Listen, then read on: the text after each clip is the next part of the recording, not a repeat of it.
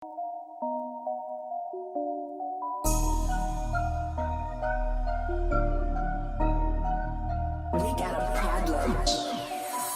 going on, guys? Welcome to We Got a Problem. So earlier today we had Sadiq Khan, the hapless London mayor who, instead of doing his job, would rather spend his time complaining about how bad President Trump is. Now the BBC was interviewing him about the Donald Trump tweets yesterday that had been made in response to Sadiq Khan's attack on Trump in the UK press the day before. Now let's take a look at the interview and see what this snivelling weasel has to say about it. I can tell you one thing straight off the bat. He seems to think that we should expect more from America than we do from China, like China are below us or something, which is not very good for the old Labour inclusivity narrative, if you ask me. But we'll take a look at the interview and we'll go over it. To say that day one of the state visit, well, the controversy began even before Air Force One had touched down at Stansted Airport yesterday morning, with Donald Trump tweeting in very personal terms at times about the Mayor of London, Sadiq Khan. And Sadiq Khan joins me now. Thank you very much for your time today, joining us on the BBC News channel. First of all, I just wonder what your thoughts were if you had the opportunity, I don't know if you did, to see those images of the red carpet being rolled out on the steps of Downing Street and Donald Trump arriving there, because I know that although you don't object to him being here, you do object to this being a state visit. Well, I think it's really important that we have good relations with the USA, and that includes the President. They're our closest ally, and we have with them a special relationship. But my objection is for him to receive a state visit, a state banquet, and all that it entails. I think we've got to be very careful about not giving the impression that we condone some of the things that he's said and done over the last 2-3 years, from separating children from their parents on the Mexican border, to using racist, derogatory and offensive language, to walking away from the Paris climate change agreement, to rolling back the progress made on LGBT+ rights, or rolling back the reproductive rights of women. And I think also I'm worried about the fact that the far-right movement around the world sees Donald Trump as their poster boy in countries like Hungary, France, Italy, and even this country. Views that were on the fringes, far-right extreme. Well, there we go. So many buzzwords. No evidence to back it up, as always. Skeezer needs to get back to his office and do his job instead of standing there complaining. It just baffles me. Nobody in London actually likes this guy. So why don't you actually stop coming on TV, trying to get the virtue signalling points out there? Nobody cares, literally. A few leftists on Twitter or that might care, but no one really cares. They want you to actually do the job you've been paid to. Stop the rising crime in London, you know? Kids are suffering because of that. Why don't you sort that out instead of worrying about Donald Trump? You, of course, as well have been attacked on social media for referring to Donald Trump in these terms. I mean, do you think it's useful to take him on in these spats, if I can call them that, between you on social media? Is that a way, the best way, the most effective way of getting your message across, do you think, and your opposition to what he stands for? Let's stop that right there. He's not doing this to get a message across. He's doing this because he wants some publicity. He knows all eyes are on the president and the Tory party as they're in the government at the moment, because the state visit is going on. They're getting pictures with the Queen. They're on the TV. The BBC's talking about him, not the Labour Party. Well, they are kind of talking about the Labour Party, I suppose, but only because they're protesting like imbeciles. Remainers, Remoaners, you know. What more can we expect? They're never happy. But Khan's doing this for publicity, literally.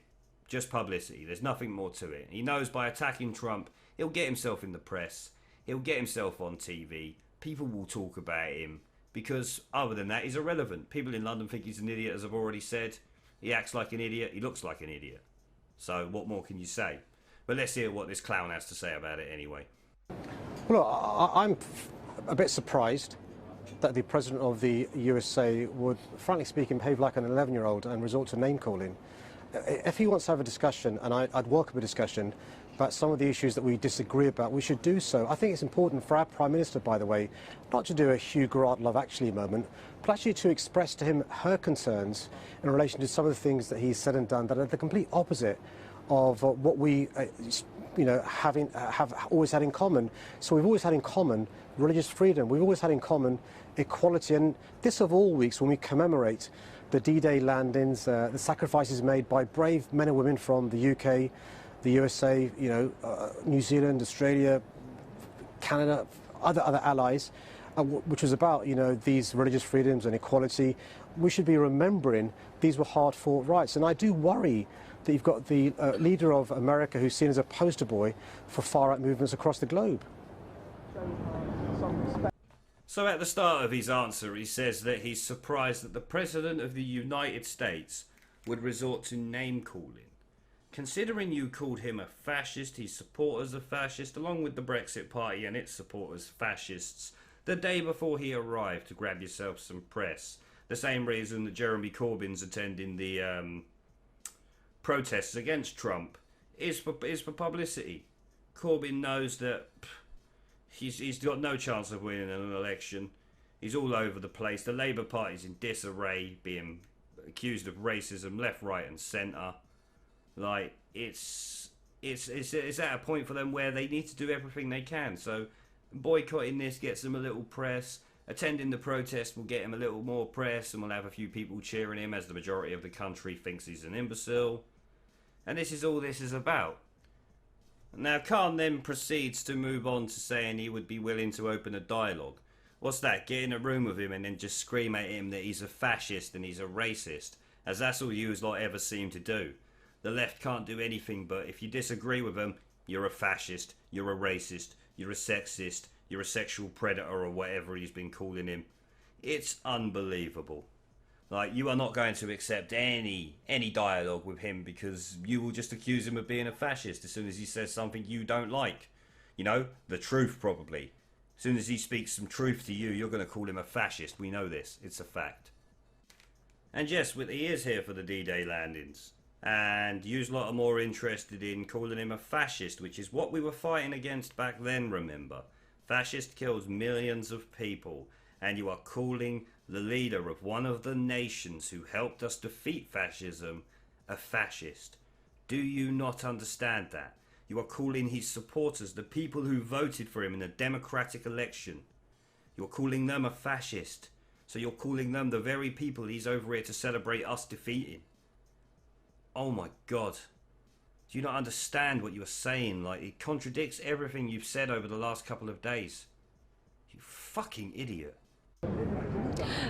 Yes, let me repeat that for you. There's been suggestions that in this latest encounter on Twitter between yourself and the president, that you were the one who started it. How do you respond to that?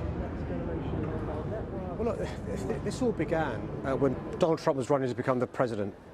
And he said he wanted to ban all Muslims from going to the USA, but he'd make an exception for me as the Mayor of London. And I, in a courteous manner, explained to Donald Trump, there's nothing exceptional about me. I think your policy to ban all Muslims from the USA is a bad policy. I know many Americans who are proud Americans, but also proud Muslims, but also Muslims around the world who love America, want to go there to study, on a holiday, to invest, to work there. And this policy sends the wrong message, gives the impression that Islam is incompatible with the West. And that led to name-calling from Donald Trump and him saying various beastly things, which doesn't really matter. The point I'm making is a far more serious point. It's not about name-calling, but it's saying one of the things about having a special relationship is it's akin to having a best friend. And the thing about a best friend is that expectations and standards are higher than they are from a normal friend or a normal acquaintance, and some of the things our best friend is saying and doing we disagree with. By the way, that's not saying we stop loving America, we should stop having a special relationship, but we disagree with some of the things Donald Trump is saying. And if we can't be honest and candid with our best friend, they're not really a best friend. Right, so he starts off by saying that Trump started the spat by saying that he's banning all Muslims from coming to America, when, if memory serves, and I may be wrong, he actually said he was banning certain countries from flying people over here because they either supported, funded or trained terrorists. Now, I might be wrong, but I do distinctly remember a report of that either last year or the year before that. I can't remember exactly when it was, but you can check it out for me if you want. But I'm pretty sure that that is why he said that. Now, that's fair enough. If he's worried about extremists from the fringe group of Muslims who partake in that, then that's down to him. It's his national right. We shouldn't be sitting there saying that. We voted for Brexit, which is essentially to stop Europeans being able to freely come over here. Now, that's not stopping all Europeans or all people from coming here. It's just having a limit on the amount that can come here. But Brexit supporters will be called racist because they voted for that. So Trump is just trying to protect the country the same way as Brexit supporters, and by extension some of the Conservative Party, as they allowed the referendum to happen, must want the same thing. You're not calling the Conservatives racist because of this, are you? It just baffles me. I mean, I was surprised the Labour Party probably would call the Conservatives racist, but it would be very hypocritical of them, especially considering they're the second party in history to be investigated for racism, behind only the BNP. So yeah, well done, Labour. He then moves on to saying about how because we're best friends with America, our expectations and standards for them should be higher. So do you really think that China is beneath America and UK? Is that really your thoughts, that China are beneath us? Do you think that Chinese people are less worthy of the same standards than we are? That sounds distinctly racist if you ask me, especially by your own standards there. Like, how can you say that China, the leader of China, is beneath the leader of America? What makes him beneath him? Is it because he's Chinese? Surely not. Surely you wouldn't say that on TV, would you? Like, that sounds very, very, very closet racist there.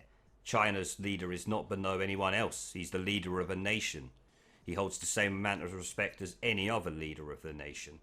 The same way even Theresa May was respected by other leaders. Maybe not the EU, but they knew that she had sold out to the EU, so they didn't need to respect her. But other leaders have respected her. So why should Trump get more respect than the Chinese leader? That doesn't make any sense. Doesn't sound very good for you, does it, Mr. Khan, hey? Do you regret, though, in any sense, saying that Donald Trump was akin to a 20th century fascist, which is the phrase that many people have objected to? When you look at the far-right playbook that's being used around the world now, that, by the way, Donald Trump's former campaign manager is teaching fringe groups to do to become mainstream. You go to Hungary, you go to Italy, you go to France, you go to this country. Many of these far-right groups are now mainstream because Donald Trump's given them succor. And history tells us that actually what these people do is they try and divide communities, they pick on minority communities, they pick on marginalised communities, they scapegoat them, and they stoke up fears, and I think they should be called out. And one of the jobs I have as the Mayor of London, the greatest city in the world, where we see diversity as a strength, is to stand up for our values. And when our best friend, who we love, their leader is saying things we disagree with, say to them, listen, we think you're wrong, and we think you should realise that actually you're giving succour and comfort and mainstreaming these fringe views. So you hear him there calling the Brexit party far right. Why? Because they follow the Democratic vote which said to leave the EU. Now he blames Trump for the Brexit party's rise, when in actual fact it's Labour and the Conservatives bungling Brexit, not doing what the Democratic vote told them to do. I mean, Labour are literally against the Democratic vote. They would revoke Article 50 if they could, but they haven't come out and said that at the moment because they know that they'll lose a lot of supporters, like they've already done. Now, the reason why the Brexit party is becoming so popular is because the main parties have betrayed us. If they didn't betray the voters, if they didn't betray their own voters, because I'm sure members of both parties voted to leave at some point, there would have been at least some of them. If they didn't betray their members, then the Brexit party wouldn't exist. It wouldn't have got any traction. It would have got nowhere. People would have laughed it off. But because the Brexit party will actually do Brexit, the mainstream parties are losing to them. It's not Trump's fault. Trump hasn't enabled them. You enabled them. You allowed the Brexit party to rise. You can only blame yourself, Jeremy Corbyn, Theresa May, and all of the rest of the clowns in Westminster who have royally sold us down the river to the EU. trying to come into it like we have no negotiating position when we clearly do have a negotiating position. It's either make a deal that works for us as well as the EU, or we walk away and we'll make deals with other people. Because remember, there's hundreds of nations in the world. We can deal with all of them. We don't just have to deal with the 27 in the EU. And he says that people stoke up fears and cause hysteria and things like that. No, it's the left that cause hysteria. It's the media who cause hysteria, promoting your leftist ideologies, making out everyone's a fascist, everyone's a racist because they don't agree with you. If they don't want mass immigration, you're a racist. If you don't like someone's religion, you're a racist. When technically a religion, you can't be racist to a religion. Like you've always provided no evidence of this. You're always saying all these things. They marginalise this. They attack minorities, getting these little words out there to make everyone think that it's terrible what they're doing. But you never provide any evidence that this is actually occurring. You know, where is evidence? Have you ever heard of evidence in your life before? Or is it just your opinion that matters? You're obviously accustomed to the rough and tumble of politics, political life, but were you on a personal level offended by the comments that President Trump made in those tweets first thing yesterday morning? I've got to be honest, I was working. And later on I was told that he'd sent this tweet, and first I thought it was a joke, sort of thing an 11-year-old would do, but look, it's not for me to respond in a like manner. I think, as politicians, we're used to debate. Sometimes it's heated, sometimes we'll disagree, but name calling is, I think, beneath me, and I'd hope it'd be beneath any world leader. Is this fucking clown for real? That should be beneath a world leader, insulting someone. You insult him, it should be beneath the London leader, the leader of London, the capital of this country. You're an ambassador for it, and yet you're saying that it's an 11-year-old tactic for the leader of a country to attack someone who's attacked him, using the same 11-year-old tactics, as you call it. This guy is fucking demented. What the fuck? Look at his smarmy, stupid face as well. Fucking idiot. We heard the Labour leader, Jeremy Corbyn, who is speaking at the protests in Trafalgar Square today, say that it was an opportunity for people to protest on a number of levels against President Trump, including because of what he said about you yesterday. Yet, do you think it's right that the Labour leader should be so publicly involved in these protests today when, for example, I believe he attended the state banquet for the Chinese leader? Of course it's not okay, it's disrespectful. But this commie cunt and his boss, they don't give a shit about that. They'll happily meet the Chinese communist leader. And so they should. I don't disagree that they should meet him. But then they should also meet Trump. Though, as I said, I suspect it's probably that Trump doesn't want to meet that shit-snivelling shitweasel anyway. Why would Trump want to meet Corbyn? He's irrelevant. Trump would meet him and say, you do realise you're never going to get in power. And actually, I would like that meeting to occur and be recorded so I can hear Trump say it to the snivelling toad. Well, I think Jeremy Corbyn could do a really good job speaking for himself. But what I'd say is this. The expectations we have from our closest ally and our best friend are different from the expectations we have from China. So here he goes, doubling down on the expecting more from America than they do from China. Why do you expect more from America than China?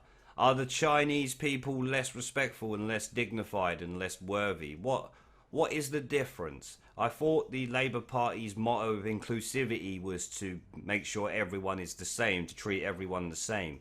So why do you admit to treating Chinese people differently and expecting less of them? Why is that?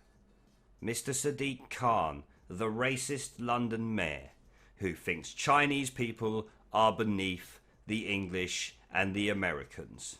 So he believes that it's okay to meet them because they're not as high-ranking or not as good as we are, so we need to try and help them be better. Is that what you're saying, Mr. Khan? What an absolute joke. We expect more from our closest ally, and it's really important that we make sure we make clear the concerns we have. And I think what you'll see today, I suspect, is people not just from London, but from across the country expressing concern that the leader of the country, who are our closest allies, should have these views. That doesn't detract from the fact that we love America, we love Americans. Many of us revere some of the things the founding fathers said, from Jefferson to Washington to Lincoln. We love contemporary presidents from Roosevelt to Kennedy to Clinton to Obama.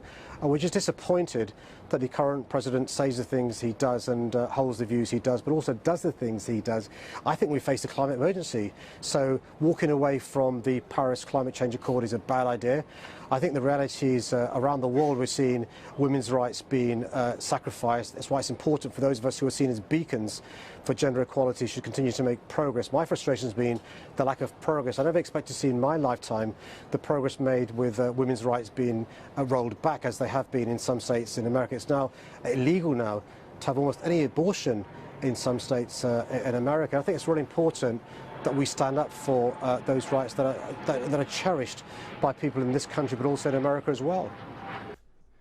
And as for your women's rights and abortion claims, I'm pretty sure, as I stated yesterday, that Trump came out a week ago saying that he doesn't agree with the new laws in the American states. But do you have any misgivings about the Trump baby balloon being afloat again on the streets of London as part of these protests today, given that tomorrow the president is going to be representing the United States of America in Portsmouth at those D-Day 75 commemorations? Because we're talking here not about an individual holding an office at any one time, but the office itself and the symbolism of that office and the relationship with the UK, a history of shared sacrifice and service. Well, the choice, it's not my balloon, by the way. Of course, we've got responsibility to make sure... You haven't objected to it, clearly, yes. No, that's not his balloon, and no, he doesn't object to it, but he does have his own balloon, and I expect he objects to that. I expect the people who made it are considered racist. That wouldn't surprise me. Yeah, but it's on what grounds would you stop a balloon poking fun at a leader being not raised? As long as it's peaceful, lawful and civil. I grew up watching Spitting Image, where politicians, British and American, were often ridiculed on a Sunday night, and it's satire. The key thing is to make sure it's lawful, peaceful and safe. And actually, by the way, these commemorations are really important. The 75th anniversary of the D-Day landings. One of the things Allies fought for, was the right to protest, freedom of expression. And sometimes that includes poking fun at leaders, me included.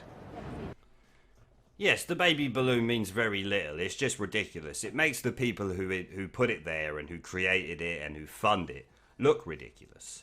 I mean, it's tiny. It's only like 20 feet or something like that. Maybe 30 feet at maximum. It's not very big. So it's hardly like some massive blip flying around like a proper... It's not the Hindenburg. You know what I mean? It's a tiny little balloon. What's worse is the BBC having it in their studio yesterday, as I uploaded a video on earlier. That's what's terrible. The balloon there is irrelevant, but the BBC promoting the balloon, that's something we definitely need to discuss. We need to figure out who paid for that balloon to be there. Did we pay for that? The license payers, were we forced to pay to have that balloon there for their partisan stunt? That's a question that needs to be asked. And just a final brief question for you, Mr. Khan, if I may. If Donald Trump is re-elected as president, and obviously politics is in a state of flux here, if there was a Labour government, would you have serious... Let me tell you now, there won't be a Labour government. They're in complete disarray. That is not going to change. They have no idea where they're going, what they're doing. They got racism investigations all over the place. They're constant controversy. Their MP in Peterborough was sacked a few months ago because she's trying to purge the justice system, saying she weren't driving when she was. We all know what they're like. They have no chance. Look, let's wait and see what happens. I don't speak for the Labour Party nationally. I'm quite clear. We should have very good relations with the USA. I know we work closely with them on a whole host of issues in relation to security matters, but also I see the benefits to us in relation to culture, in relation to jobs, in relation to the bilateral links we have. This summer we'll be seeing great American sports coming to London with Major League Baseball. What I think shouldn't have happened was the state visit, state banquet and all that entails. So I'm looking forward to a Labour government working closely And there it is, snivelingly accepting that he is going to have to work with Trump if Trump's in government, and in the extremely unlikely event that there is a Labour government, and that Labour government wants him as a part of it, which, if I was Labour and they did get in power, I wouldn't want this shitweasel in my government. He's a toad. No one cares for him. Everybody hates him in London. They think he's an idiot. So, yeah, get rid of him. But anyway, guys, that's going to be the end of the video. Let me know what you guys think down in the comment section below. It clearly shows, in my opinion, that Sadiq Khan is racist towards Chinese people, as he seems to think that China should not be held to the same expectations as America. Can you believe it? Well, actually, yes, I can. He's a Labour Party member, a Labour Party MP. So, yeah, I can quite believe that he's a racist. Remember to hit the like button, subscribe if you're new, and share the video, as comments, likes and shares do help the video a lot, and they help the channel grow, which has been amazing in recent weeks. Thank you all for the support. Man's gonna kill this shit, you'll need SWAT and medics too. Off with the contract credits due. Punchline king, I'm ahead of you. A&E's where you're heading to. Whip is green but the lights are blue. Bars are shit, take the mic from you. Heating up cheese, I don't like fondue.